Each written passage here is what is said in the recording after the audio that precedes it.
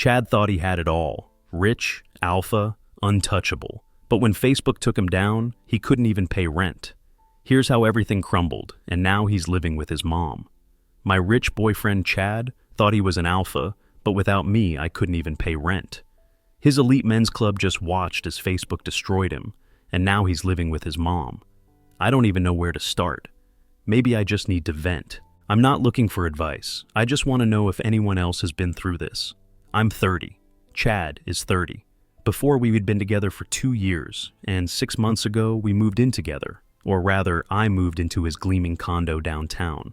At first, everything seemed fine. Chad was charismatic, successful, and seemed genuinely smitten. We had an understanding. We'd split the bills and chores 50-50 until we decided to have kids. If that ever happened, we agreed he'd take on more of the financial and domestic load, because I'd be the one risking my body, my career, my health. That seemed fair. That seemed like partnership. Looking back, I see the cracks appeared sooner than I realized. Chad's alpha persona was meticulously crafted. He woke up at 5 a.m. to lift weights, tracked his macros with the zeal of a scientist, and peppered our conversations with terms from self-help gurus: optimization, peak performance, leveling up. It was exhausting, but also kind of endearing. And then, 2 months ago, Chad got a tiny promotion at his tech company, just a slight bump in pay, no major responsibilities added, no drastic lifestyle change, just a little more money. We adjusted our bill split accordingly, and I didn't think about it, but something in him shifted. It started small, so small I almost didn't notice. He'd forget to do the dishes when it was his turn. He'd leave the laundry sitting in the hamper, even though we'd always split that task. Then gradually, it became more blatant. He'd sit on the couch all weekend watching sports or scrolling through Instagram while I did my half of the chores. And increasingly his while his half piled up in the corners of the apartment, rotting. When I called him out, he blamed it on stress, said work was getting to him, that he just needed to relax on weekends. But we both work corporate desk jobs. It's not like he's out there breaking his back on a construction site. If I could pull my weight, why couldn't he? I'd begun to suspect the truth was far more sinister. The breaking point came when I found mold growing in a pot he was supposed to clean. It wasn't just any pot either. It was a designer planter from a trendy boutique, the kind Chad loved to show off to guests. He had just put the lid on and left it there, out of sight, out of mind.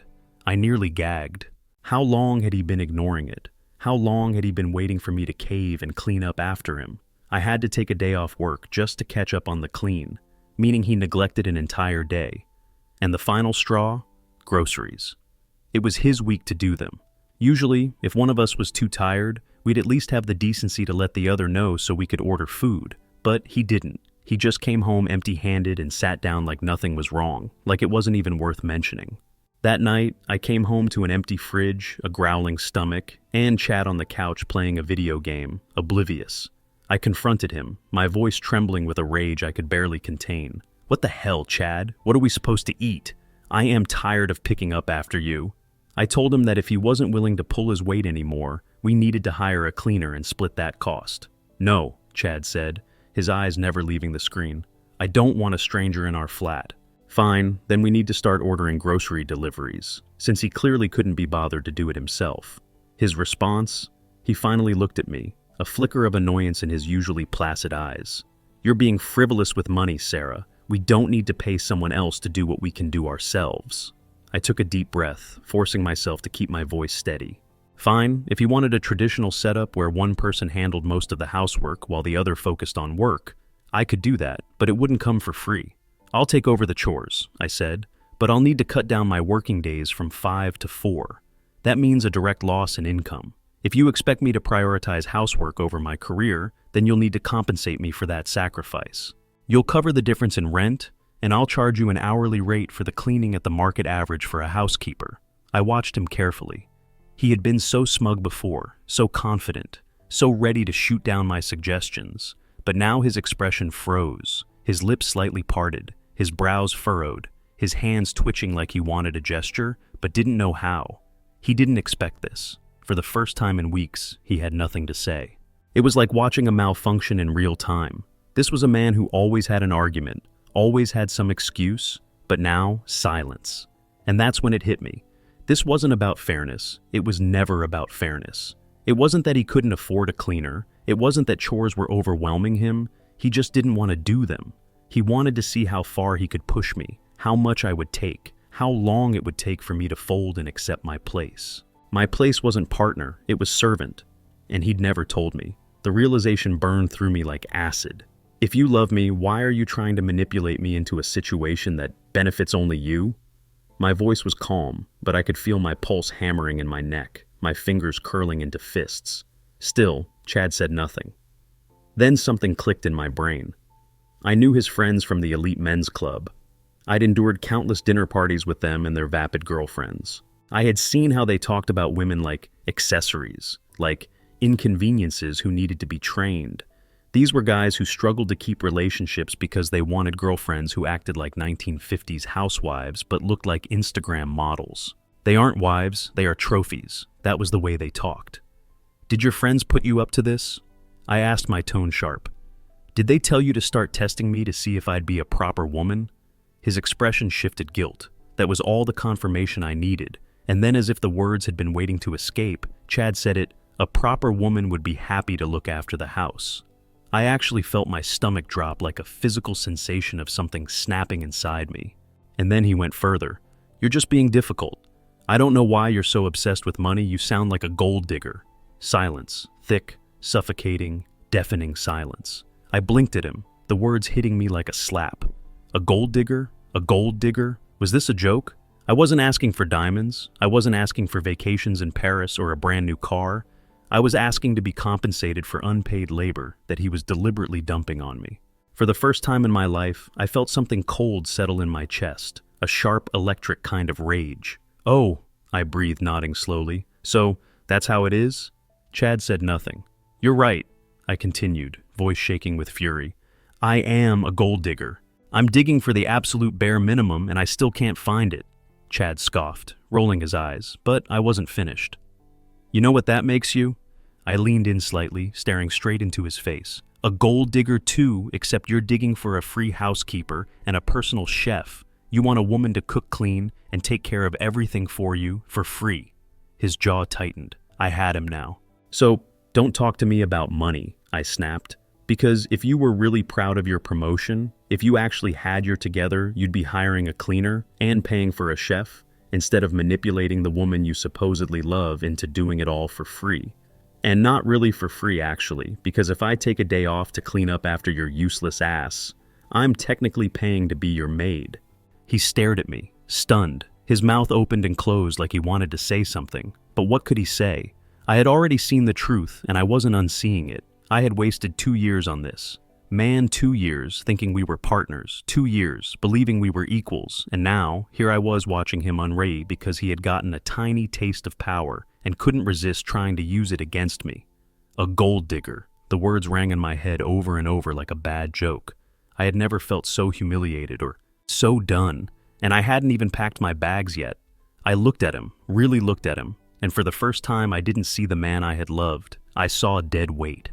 I had spent 2 years thinking we were building something together, that we were equals, but he wasn't lifting me up. He was dragging me down inch by inch, turning me into something smaller, weaker, more exhausted, and worse. I had let him. I should have seen this long ago, and I hated that I hated the sting of betrayal, but more than that, I hated my own blindness. So I did the only thing left to do. I turned my back on him and started packing the moment I reached for my suitcase. I felt it a shift in the air, the realization creeping onto his face. Are you serious? His voice was flat, almost amused, like he thought I was bluffing, like I was just throwing a tantrum and would get over it. I ignored him. I yanked open drawers, stuffing my things into bags with sharp, angry movements. Every folded shirt felt like an accusation. Every pair of shoes reminded me how many times I had walked past his growing mess, waiting for him to step up. He didn't try to stop me. He just sat there, arms crossed, watching like he was waiting, like he thought I would see sense and come crawling back. You're overreacting, he finally muttered. You'd regret this. I paused, gripping the edge of my suitcase so hard my fingers, regret. I turned to face him, my chest rising and falling, with shallow, uneven breaths. The worst part was, he wasn't even angry, he was just smug. He really thought he had won. I laughed. I actually laughed, a sharp, humorless sound that felt like breaking glass in my throat. You really think I'll regret leaving a man who can't even wash a dish? I shook my head, my own voice quivering with fury. You're pathetic. That got to him. His jaw tightened, his fingers curling into fists, but he didn't say a word. And I realized something else in that moment. He wasn't ignoring me out of guilt. He was ignoring me because he didn't think I had the guts to actually leave. So I did. I threw the last of my things into the suitcase, zipped it shut, and dragged it to the door, and as I stood there looking back at him one last time, all I felt was embarrassment that I wasted 2 years, embarrassment that I didn't see this side of him sooner, embarrassment that I had fought for this relationship while he was sitting there waiting for me to see sense and accept less than what I deserved. You don't need to contact me, I said, voice hollow, and then I walked out. I blocked him everywhere. And for a while, it was quiet until my phone started buzzing, not from him, he was still blocked, but from mutual friends. He wasn't handling this well. Apparently now that I was actually gone, he was desperate to talk. But instead of messaging me directly, he was using them, sending voice notes, texts, anything, like some pathetic game of emotional telephone. Some of my friends ignored him, some entertained it, thinking I'd want to know I didn't. But then one of our mutual guy friends dropped the real bombshell. Been listening to some weird podcasts lately. The whole masculinity thing, I think that's where this all started. Mike said he went all in. Man bought the t-shirts, the supplements, the whole 9 yards. I felt a sharp jolt in my stomach, so that was it. That's where this sudden shift in behavior had come from. That's why out of nowhere he started acting like I owed him my labor, like he was entitled to me sacrificing my career, my time, my energy. Because some basement-dwelling fake guru on the internet told him that a proper woman should do everything for him while he sat on his ass and enjoyed the rewards he was. Trying to force me in this box, I wasn't going to have it. The realization made me feel sick. This wasn't even about me. It never had been. He didn't want me. He wanted any woman who would fit the mold of the fantasy they sold him. And when I didn't, he tried to break me down, mold me into it, push me into submission. Little by little, I felt violated, angry, used. He had loved those podcasts, those ideas more than he had ever loved me. And now, after spending months shoving me into the dirt to lift himself up, he had the audacity to want my sympathy, because he couldn't afford the rent without my contribution. I could picture him now sitting in that apartment, alone, drowning in bills, watching his carefully crafted story fall apart. And he still probably thought I was the gold digger, not him. Not the guy who expected free labor, free meals, free comfort, and free sacrifice. No, in his mind I was the problem. I could feel the anger bubbling in my chest, hotter, sharper than before. Not just at him, but at the entire system that lets men like him believe they are owed something just for existing. I let it go on for 2 months. 2 months of red flags stacking up, of doing the extra work, of trying to be patient, of giving him a chance to course correct. Never again. I was in my 30s. I was done babysitting GR men who expected free labor just because society told them they deserved it. Never again. I was done analyzing, done explaining, done feeling like I needed to justify my decision to anyone. But somehow my brain wouldn't shut up. The more I thought about it, the more I felt like I had missed something, some deeper layer to his sudden transformation into the kind of man who thought a proper woman should clean up after him for free.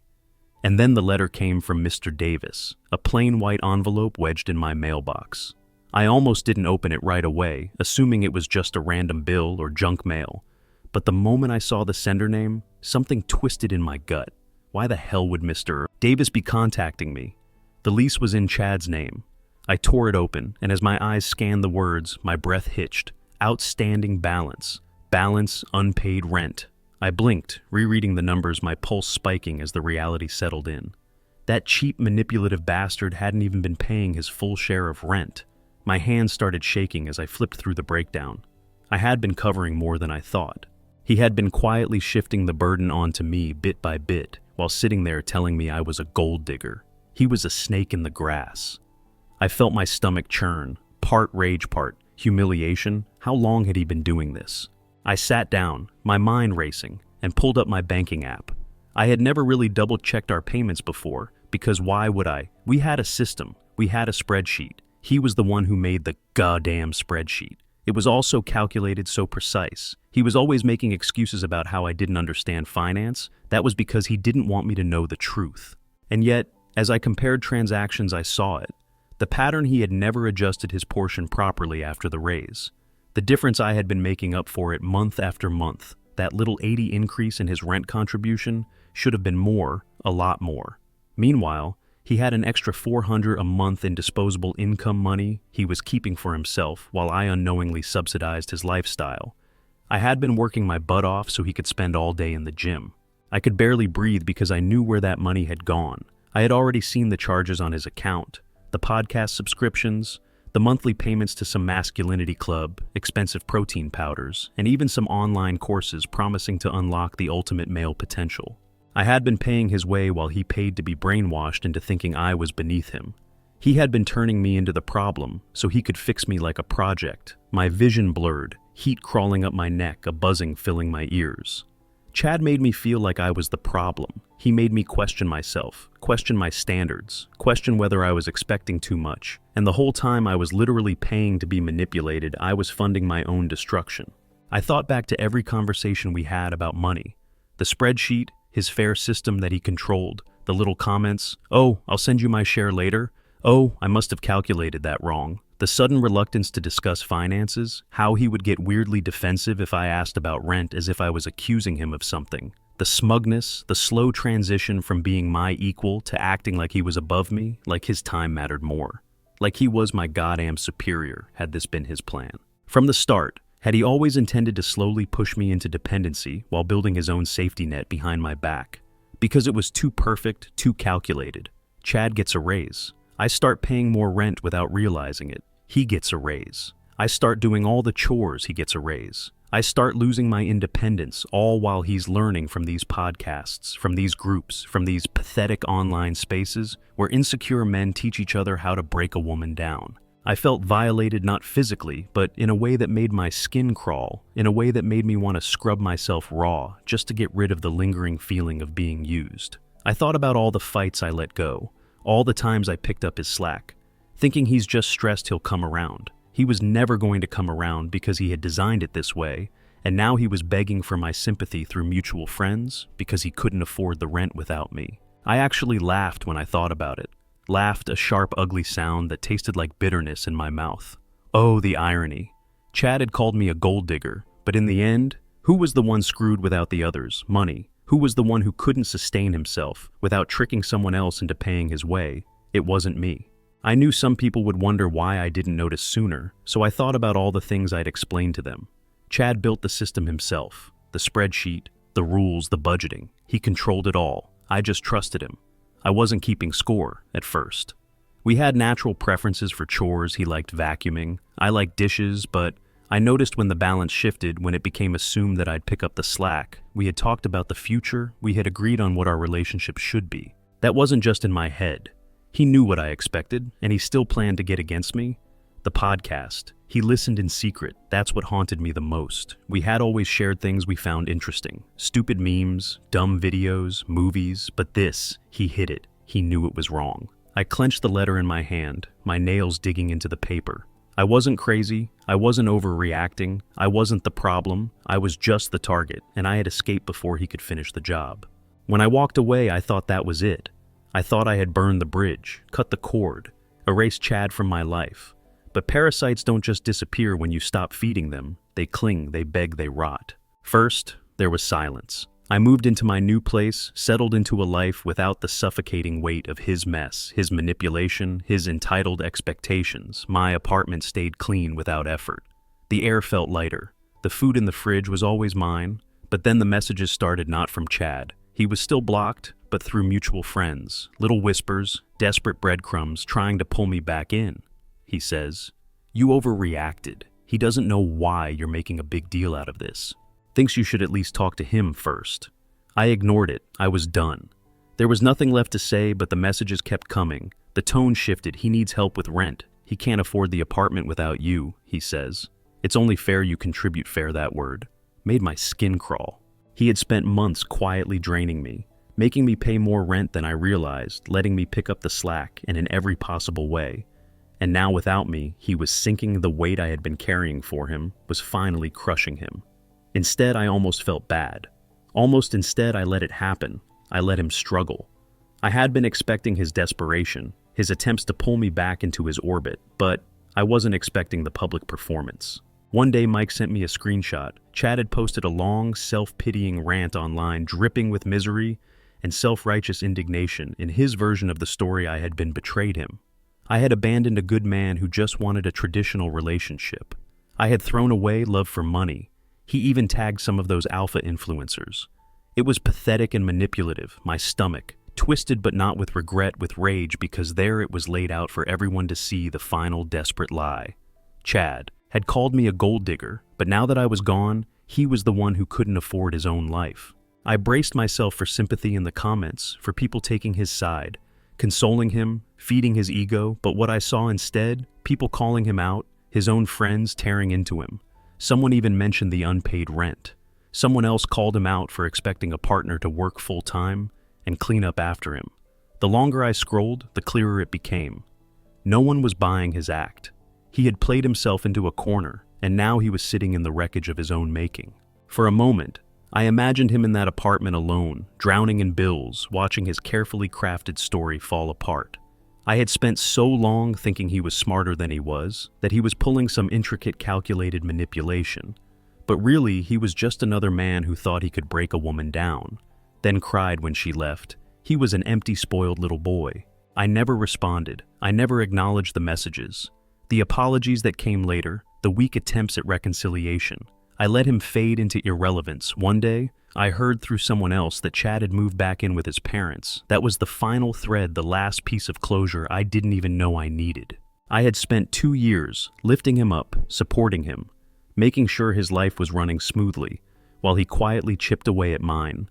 Now, I was thriving. I had rebuilt, and Chad, he was right back where he started. Maybe now his mom could wash his dishes, but it would never be me. 6 months later, I was at a tech conference giving a presentation on the challenges women face in the industry. I'd poured my heart into it, sharing my own experiences with sexism and the subtle ways I had been undermined. As I stepped off the stage feeling both exhilarated and vulnerable, a figure approached me. It was Chad. He was thinner, his expensive clothes replaced with a simple, unassuming outfit. The alpha swagger was gone, replaced by a hesitant, almost apologetic demeanor. He didn't try to touch me, didn't try to force a conversation. He simply waited, his eyes filled with an unfamiliar humility. "Sarah," he said softly, his voice barely audible above the hum of the crowd. "I heard you were speaking today. I wanted to hear what you had to say." I stared at him. Wait, was this another act, another attempt to manipulate me? But as I looked into his eyes, I saw something different, something broken. "Why?" I asked, my voice guarded. He hesitated, searching for the right words, because I realized everything I believed was wrong about women, about relationships, about everything. He gestured vaguely to the crowd, to the conference, to the very world he had once inhabited with such arrogance. This is the world I should have been listening to, not those echo chambers. He confessed that he had been in therapy, slowly deconstructing the toxic ideologies he had absorbed. He spoke of the shame he felt for his actions, the regret he carried for the pain he had caused me. "I don't expect you to forgive me," he said, his voice cracking. "I know I don't deserve it, but I wanted you to know I'm trying to be better, trying to understand the damage I caused." I listened, my heart pounding in my chest.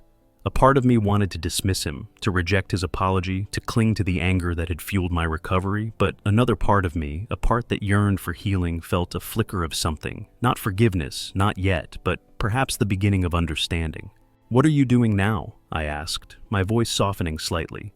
He told me he was working at a local community center, volunteering to mentor young men at risk of falling prey to the same toxic ideologies he had embraced. He was trying to use his own experience to steer them towards a more positive, respectful path. "I'm trying to make amends," he said, "in whatever small way I can." I looked at him, really looked at him, and saw not the alpha Chad I had once known, but a flawed, struggling human being grappling with the consequences of his actions. And in that moment, I realized something profound. My healing didn't depend on his redemption. It depended on my own choices, my own path forward. "Chad," I said, my voice clear and steady, "I appreciate you telling me this. I hope you continue on this path of healing, and making amends, but you need to know something. Our story. It's not about you anymore. It's about me. It's about my journey, my strength, my resilience, and I'm not going to let your past mistakes define my future. He nodded, understanding. Dawning in his eyes.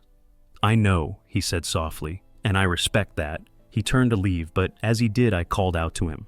Chad, I said, maybe someday I can forgive you, but right now, I need to focus on my own life, on building a better world for myself and for other women, and you can best show your remorse by doing the same in this new world. He smiled faintly, a genuine smile that reached his eyes. I understand, he said. Thank you, Sarah. And then he was gone, disappearing into the crowd. I watched him go, a sense of profound peace settling over me. Chad's choices were his own, and his redemption, if it ever came, would be his own journey. My journey was different. It was about reclaiming my power, about building a future where women were valued and respected, about creating a world where toxic ideologies had no place. I turned back to my friend, who had been watching the exchange with a mixture of curiosity and concern. She squeezed my hand, her eyes filled with admiration. You were amazing, Sarah, she said. You took your story, your pain, and turned it into something powerful. I smiled, a genuine smile that reached my own eyes. It wasn't easy, I said, but I realized the most important thing is to never let anyone, not even someone who hurt you, define who you are. You define yourself. And as I stood there, surrounded by a community of strong, resilient women, I knew that I had found my ending. It wasn't a fairy tale, but it was real. It was empowering, and it was mine. The echo of Chad's alpha might linger in the world, but it would never define me. My strength, my voice, my journey, that was my story now, and I was finally ready to write it. She stole my husband Tiffany, but that was just the beginning. Inviting my ex's worst nightmare to my mom's birthday, well, that set off the bombshell. I knew it. Tiffany stole my husband, but it was the unvarnished truth and the part about inviting my boyfriend Josh and his daughter Emma to my mother's birthday party, knowing it would grate on my ex-husband Kevin, also true.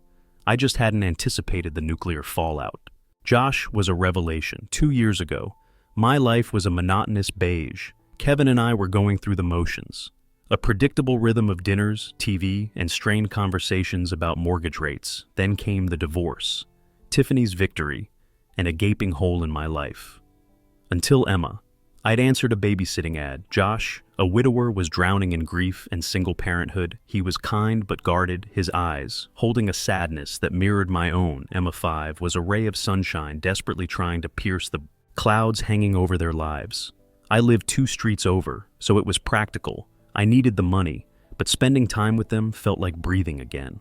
Emma latched onto me, immediately calling me Ash and demanding I braid her hair, just so Josh and I started talking about Emma, about grief, about the absurdities of daily life. Slowly, hesitantly, a spark ignited. Now we were a unit. We lived together. Emma called me her second mom, a title I wore with fierce pride when Mom, Susan invited us to her 60th birthday. I didn't hesitate. Mom adored Emma, loved Josh's quiet strength, bring them Ashley, their family. That was my first mistake. Or was it, maybe I did want to rub it in Kevin's face just a little. Tiffany, my older sister by 5 years, had always been a force of nature, ambitious, beautiful, and fiercely competitive. She got the academic scholarships, the coveted internships, the stable marriage to my husband no less. But beneath the polished surface, I always sensed a fragility, a desperate need for validation. Seeing Josh and Emma with Mom, witnessing the ease with which they were embraced, seemed to trigger something primal in her. The kitchen door slammed shut, the sound echoing through the house. "You are so selfish," Tiffany hissed, her face inches from mine. Her perfect makeup was starting to smear with anger. What I blinked, genuinely confused, you know? Bringing Josh here will make Kevin uncomfortable. Of course, I knew. I knew Kevin's favorite coffee, his childhood insecurities, the way his left eye twitched when he was stressed. I'd spent 5 years married to him. 5 years I thought were good, solid, until Tiffany, with her insidious whispers, convinced him I was lacking, that he deserved more excitement, more passion, more. Tiffany, he'd blindsided me with the divorce, and weeks later, he and Tiffany were practically inseparable. The family had embraced it conveniently, forgetting whose heart had been shattered in the process. It wasn't just the betrayal, it was the casual way everyone accepted it, like I was disposable, I crossed my arms trying to remain calm. I know Kevin better than you do. Tiffany, I know his traumas, his insecurities, his problems. I was married to him, remember? Tiffany stiffened her, perfectly sculpted lips pressed into a thin line. That's exactly why you should be more understanding. He needs to heal. I let out a humorless laugh. Heal, right? While you parade your prize around. Yes, his father cheated on his mother, with the nanny, and destroyed their family. He grew up with that trauma, and now you're bringing your boyfriend here knowing that your story is similar. Tiffany's eyes flickered a momentary flash of vulnerability, crossing her face. What are you talking about? Josh lost his wife. There was no cheating, there was no betrayal, but the trauma is still there, and you're forcing him to relive it by bringing Josh rage, cold and sharp, surge through me. Look, Josh is part of my life. He's part of this family, and if Kevin has a problem with that, that's his problem. I reached for the door handle. You know what? You're right. He needs to heal. Maybe he should start by apologizing to me for wrecking our marriage. He needs to seek therapy. I wrenched the door open and marched back to Josh and Emma, who were chatting with Mom Susan near the rose bushes. Josh smiled when he saw me, a warm, reassuring smile that always managed to calm my fray nerves. Emma, oblivious to the drama, was meticulously examining a pink rose. The party initially felt like a tentative truce. Mom hugged Josh, kissed Emma's cheek, and started explaining the different varieties of roses, but the tension was palpable. I could feel Tiffany and Kevin's eyes on us, dissecting every interaction. They sat at the far end of the patio table, whispering to each other, their faces tight with disapproval. Josh squeezed my hand under the table. Ignore them. Ash, they're just being elves. I wanted to. I truly did. But after dinner, after the awkward rendition of Happy Birthday and the forced smiles, the dam broke. This is disgusting, Kevin blurted out, his face flushed with wane and simmering resentment. He pointed a trembling finger at Josh. How can you sleep at night knowing you're betraying your wife's memory? Silence descended like a suffocating blanket. Forks clattered against plates. Mom's forced smile faltered. Emma, sensing the shift in atmosphere, squeezed Jay's hand tighter. Josh rose slowly to his feet, his expression hardening. Emma clung to his arm, her big hazel eyes filled with confusion and burgeoning fear. Don't talk like that in front of my daughter. His voice was low, controlled, but a dangerous edge vibrated beneath the surface. I stood up beside him, my heart pounding. What the hell is wrong with you? Kevin, Josh hasn't done anything to you. I've done nothing to you. Tiffany jumped to her, feet her eyes blazing, and yet you brought them here, knowing how Kevin feels. Rage exploded in my chest.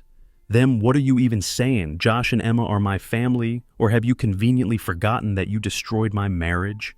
Tiffany's face paled. Kevin visibly recoiled. Mom tried to defuse the situation with a weak, Now, everyone calm down. But it was too late. The genie was out of the bottle. Josh looked at me, his gaze intense. Take Emma to the car. Let me handle this. His tone was too calm, too even. It terrified me more than any shouting match. I nodded, grabbed Emma's hand, and practically dragged her towards the front door.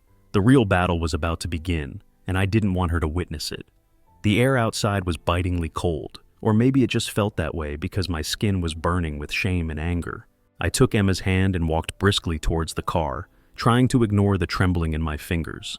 Tiffany and Kevin, fueled by years of resentment and fueled by alcohol, were a volatile combination. I had been naive enough to think they could behave even for a few hours. Emma climbed into the back seat, her lower lip trembling. Why was Uncle Kevin saying those things? She asked her, small voice barely a whisper.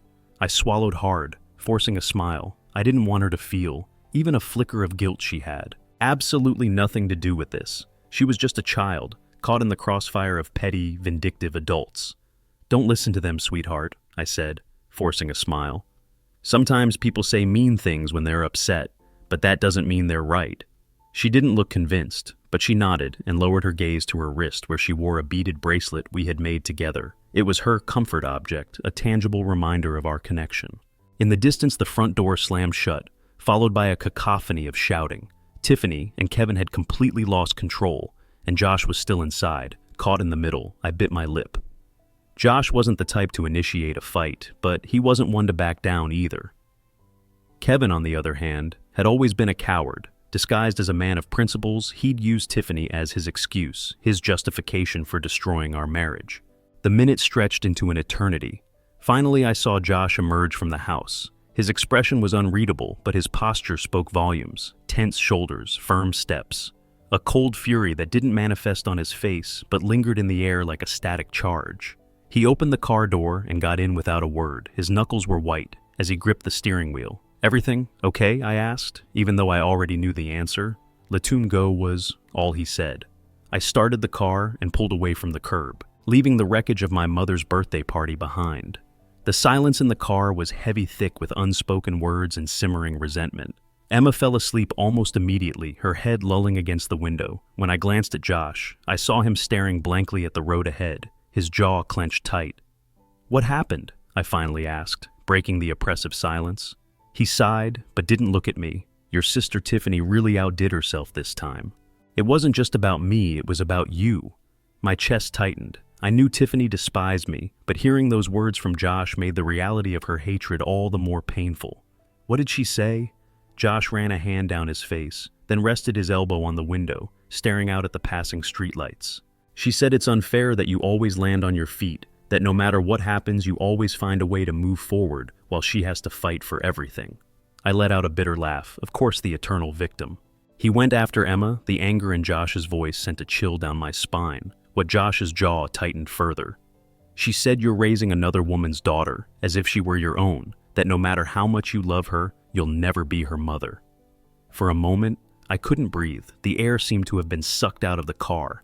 I knew Tiffany could be cruel, but I never imagined she'd sink so low.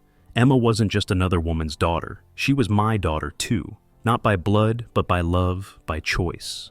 The bond we shared was deeper and more meaningful than any biological connection. I remained silent, struggling to control the burning rage that threatened to consume me. There was no reasoning with someone who was so consumed by bitterness and envy. My sister Tiffany was jealous of me. She did not like me. She resented the relationship I had with my mom, Susan. It was just something I knew growing up. But what Josh said next sent a fresh wave of shock through me. "Do you know why Kevin was really so uncomfortable?" I looked at him intently, my mind racing. "Because he knows he made a mistake. Because he's finally realized what he threw away." Josh shook his head slowly. "Because he's afraid of me, because when he saw you with me, he saw everything he lost." My fingers tightened around the steering wheel. No, Kevin was never the type to regret anything. He took what he wanted and moved on. He's incapable of feeling true remorse. "Maybe not usually, but he does now." Josh paused. "He told me that's why he has been drinking heavily the last couple of years. He said he finally understands what he had with you. Cheek, not happy with Tiffany Ashley. I think he's realizing what a mistake he made, and that's fueling her rage too." Suddenly the car felt too small.